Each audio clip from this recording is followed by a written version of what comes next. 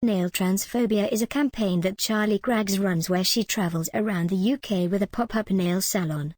She does a lot of social media influencer work, inspiring messages that trans people like you show us we have a future. People message her how they rock bottom. For example, people on the waiting list for you to change. Jess has been on the waiting list for 24 months and wants to see a reflection of what she sees inside a man. Jess said that if I can't transition they will not be alive. Some months the person will cash-strapped because the person is saving up for the transition and the NHS does not cover it. Jess has been buying unregulated hormones online for the last 10 months. They share their experience with different doses. In a particular member group there are over 18,000 members. For example, some are going through issues like abdominal bleeding. Charlie has never considered the idea of self-medicating because she knew how dangerous it was. Safe suppliers are word of mouth in England. There are only 7 adult gender clinics, and for the under-17s, there are only the Tavistock clinics in London and Leeds. Alex 17, he was desperate and if nobody's helping you and it's hard. Charlie asked, when do you start taking testosterone? The person said 6 weeks ago. Alex, so far the effects skin's getting a lot easier and a deeper voice. She made money by selling stuff online. A membership of £30 a month. The testosterone, it's about 1 bottle a month. They want blood tests, which my GP has said won't help out with, cost £250 and 4 times a year their £50 hormone level check. Alex and his mum are paying over £100 a month for treatments. Mum said the thing she has seen is someone cutting off their breast.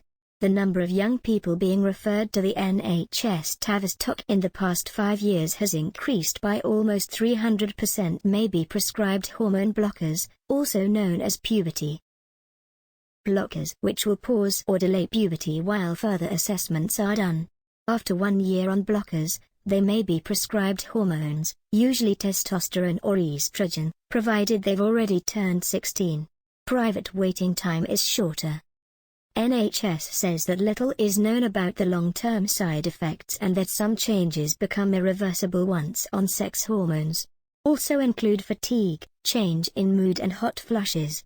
Charlie never got onto hormone blockers before my puberty kicked in, so I went through the wrong puberty and she is trying to fix the issues.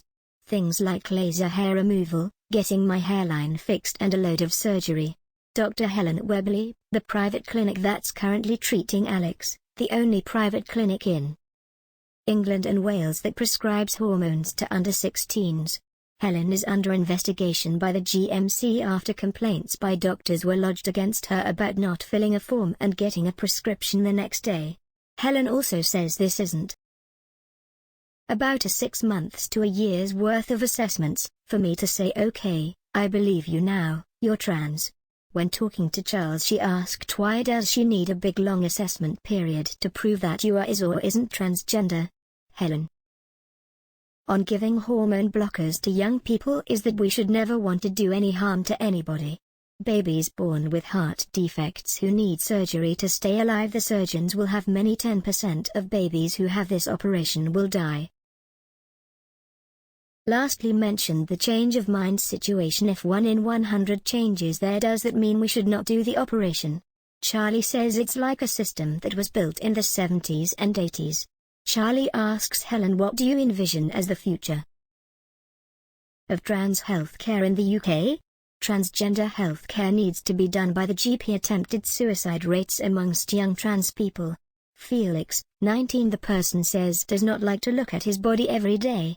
To him surgery is an urgent thing. The person explains a binder is like people were to compress their chest if they were, like, born with boobs or whatever, to make it an appearance that there's nothing there, just fat. When the person had the surgery it completely reformed her life. The surgery for the person will be in 3 years. Now the only option might be to raise money through GoFundMe. Charlie will always be going through make puberty. It might be too late for her to have surgery to fix it. Any surgery that I've had isn't about looking pretty, it's about being able to blend in. The surgery for her, it's about being safe and sane. It's about waking up and looking how she wants to. She was crying on the table. She did think it was so much the pain it was crying over what she is going through. Like, share, comment and subscribe.